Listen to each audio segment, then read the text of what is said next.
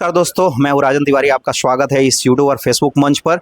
हमारे साथ में पूर्व आईपीएस अमिताभ दास सर हैं। आज जो है जे का जो प्रत्याशी थे वीणा मानवी, उनका नॉमिनेशन रद्द हो गया है।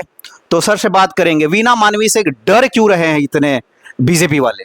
देखिए, इस बार बांकीपुर में आप कह सकते हैं कि भारतीय जनता पार्टी का हुलिया टाइट हो गया है और अब भाजपा एकदम गुंडागर्दी पर उतारू हो गई है। कल वीणा मानवी की गिरफ्तारी हुई, आज उनका नामांकन रद्द कर दिया गया। अब तो मैं यही चाहूंगा कि तेज प्रताप यादव और वीणा मानवी दोनों खुल के प्रशांत किशोर के समर्थन में आ जाएं और भाजपा से अपना बदला चुका लें। देखिए, ये बांकीपुर उपचुनाव दर्शक जानते हैं, नितिन नवीन के इस्तीफे से ये सीट खाली हुई थी और 30 जुलाई को यहाँ वोट डाले जाएंगे और 3 अगस्त को वोटों की गिनती होगी। तो ऐसे तो कहने के लिए अकेली सीट है, इसे कोई सरकार बनने बिगड़ने वाली नहीं है। लेकिन हॉट सीट इसलिए हो गई है क्योंकि यहाँ प्रशांत किशोर की एंट्री हो गई है, जो जन स्वराज पार्टी के सूत्रधार हैं, राष्ट्रीय स्तर पर पहचान है। और दिलचस्प बात यह है कि जिंदगी में पहली बार प्रशांत किशोर खुद चुनाव लड़ रहे हैं। अब तक वो चुनाव लड़ाने का काम करते थे, रणनीति बनाते थे, दूसरों को लड़ाते थे। इस बार खुद वो लड़ रहे हैं और इसलिए पूरे देश की निगाहें हैं बांकीपुर पर। भाजपा के लिए सीट इसलिए महत्वपूर्ण हो गई है क्योंकि राष्ट्रीय अध्यक्ष की खाली की सीट है, तो भाजपा के लिए मूंछ की लड़ाई है।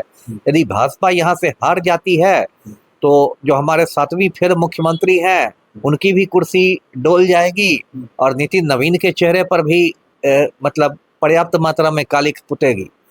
तो देखिए, जब इस सीट में चुनाव मतलब अधिसूचना जारी हुई थी कि यहाँ उपचुनाव होगा, तब भाजपा वाले एकदम आत्मविश्वास से लबरेज थे, अतिरिक्त आत्मविश्वास था। और भाजपा नेता कह रहे थे कि अरे बांकीपुर में तो कोई कुत्ता बिल्ली भी हम लोग खड़ा कर देंगे, वो भी जीत जाएगा। लेकिन जब प्रशांत किशोर आ गए और उसके बाद धीरे धीरे तस्वीर बदलने लगी, तब इन लोग के कान खड़े हुए।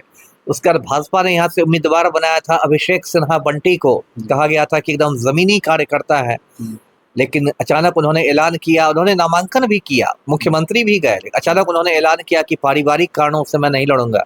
बात ये आई कि अभिषेक सिन्हा बंटी के माता पिता दोनों चारा घोटाला में आरोपित हैं, सजा याफ्ता है। उसके बाद दो नए उम्मीदवार को भाजपा ने उतारा, नीरज सिन्हा को। ये तो जो बिहार में जब बकलेल जिसको कहते हैं ना, मुझे बकलेल लगते हैं। इनको तो 4 लाइन बोलने नहीं आता और बॉडी लैंग्वेज पे भी सवाल हो रहा है।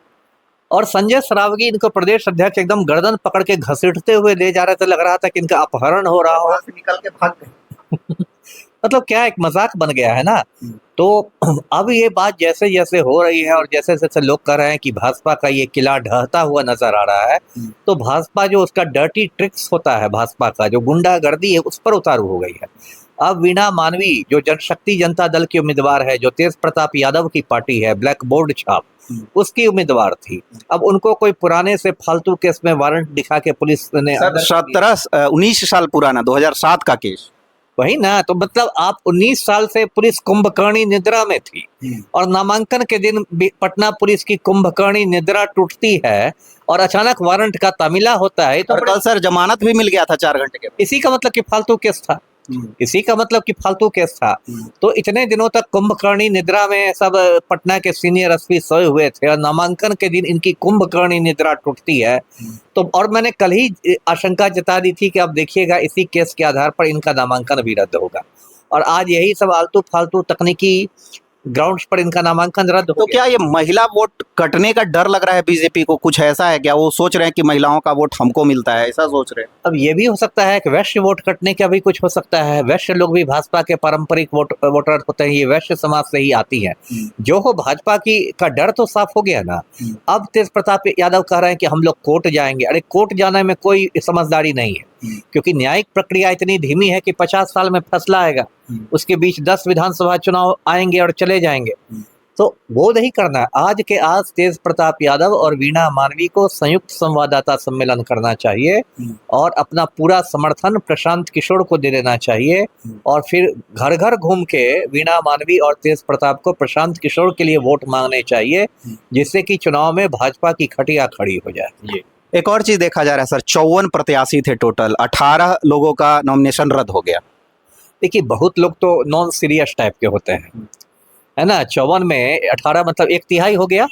1/3 हो गया तो बहुत लोग तो ऐसे ही मतलब टाइम पास के लिए ऐसे ही अपना कुछ भर देते हैं आधा अधूरा, और उनको कोई गंभीरता से लेता भी नहीं। उनका नाम वो रहते भी मैदान में तब भी कोई असर नहीं, चले भी गए तब भी कोई असर नहीं। लेकिन वीणा मानवी को आप उस कैटेगरी में नहीं रख सकते थे। तो ये जो है ये तो गलत पर अभी हाल में ऐसे ही 1-1.5 महीना पहले राज्यसभा चुनाव मध्य प्रदेश में हुए थे। ऐसे ही कांग्रेस की उम्मीदवार थी मीनाक्षी नटराजन, उनका एक गलत तरीके से इन लोगों ने नामांकन रद्द करवा दिया था। तो देखिए सबसे गलत बात क्या हुई है देश में, दुर्भाग्यपूर्ण बात की जो चुनाव आयोग है वही भाजपा का दलाल बन गया है। जो ज्ञानेश कुमार है वही मोदी के मतलब चपरासी बन गए हैं। और इसके पहले जो राजीव कुमार थे, रिटायरमेंट के बाद उनको HDFC बैंक का चेयरमैन बना दिया गया। अब ये इंडिया की सबसे बड़ी बैंक 43 लाख करोड़ जिसका असेट। देख लीजिए, मतलब मुख्य निर्वाचन आयुक्त लोग मोदी का जूता साफ करते हैं और बदले में इनको क्या इनाम मिलता है। अब ज्ञानेश कुमार भी रिटायर कर जाएंगे तो इनको भी ICICI बैंक का कुछ बना दिया जाएगा। तो इन लोगों ने तो मतलब एकदम जिसको कहते हैं कि घिना दिया है। कभी उसी चुनाव आयोग में TN शेषन साहब बैठते थे, अब ये दलाल लोग बैठ रहे हैं। तो इसलिए इसमें अपील सबसे भी कुछ नहीं होने वाला है। तो अभी वीणा मानवी और तेज प्रताप यादव के लिए सबसे अच्छा रास्ता वही है तो मैंने सुझाया कि खुलेआम इनको प्रशांत किशोर का सपोर्ट करना चाहिए और सारा अपना जो वोट था वो प्रशांत किशोर को ट्रांसफर करवा देना।